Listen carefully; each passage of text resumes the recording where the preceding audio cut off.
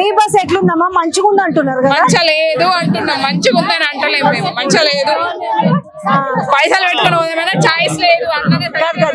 కాదు చికెన్ పట్టు గుద్దుకున్నాడు కాదు, అందులో నూకితే సచ్చినా సరే బతికినా సరే అంతే. ఫ్రీ బస్ ఏం పెట్టిండు? గాదే పెట్టిండు.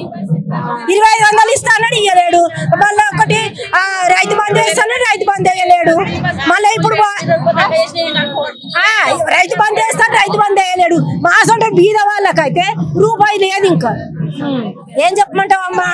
మా సొంత కొడుకులు లేరు, బిడ్డలు లేరు. మేము చిన్నపిల్లలు చదువుకుంటున్నాము. అవే 2000. ఒక పిల్లకేం చెయ్యడా సాయం? ఎన్ని మాటలు చెప్తున్నా భయం ఏముంది? అవమ్మా చెప్పినాము.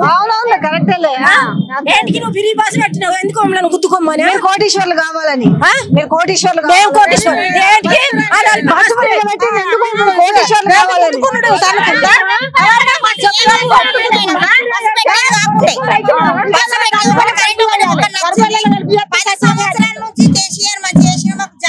ఇప్పుడు మంత్రి సీతక్క ఏమంటుందంటే ఆడోళ్ళకు ఫ్రీ పెట్టిర్రు, ఆడోళ్ళు కోటీశ్వర్లు అవుతున్నారు.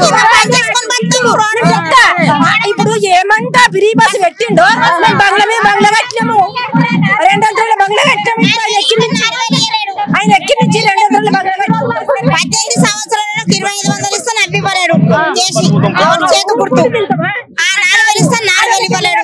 రైతు బంధువులు మాకు చేస్తాను, రైతు బంధువులు మాకు. అంటే ఆడోళ్ళు ఎదగాలి, మగోళ్ళది రాదు. ఆడోళ్ళు ఎదగాలి, ఆడోళ్ళు ఎదగాలి అని అంటారు. ఆడోళ్ళు ఊగపోతాం పనులుండే ఇక ఓడిపోకపోవు. ప్రజలకు పైసలు ఇచ్చిండు, ప్రజలు తిన్నారు, కాకపోతే మందికి వంచలేరు. అందుకని ఓడిపోయిండు ఆయన, లేకపోతే ఓడిపోకపో. అదే సంతోషం ఉండు. 10 సంవత్సరాలు ఎంత బాగా చేసిండు. చచ్చిపోయిన వాళ్ళకి 5 లక్షలు, పెళ్లి కాని వాళ్ళకు ఇట్లా 1,00,000 రూపాయలు.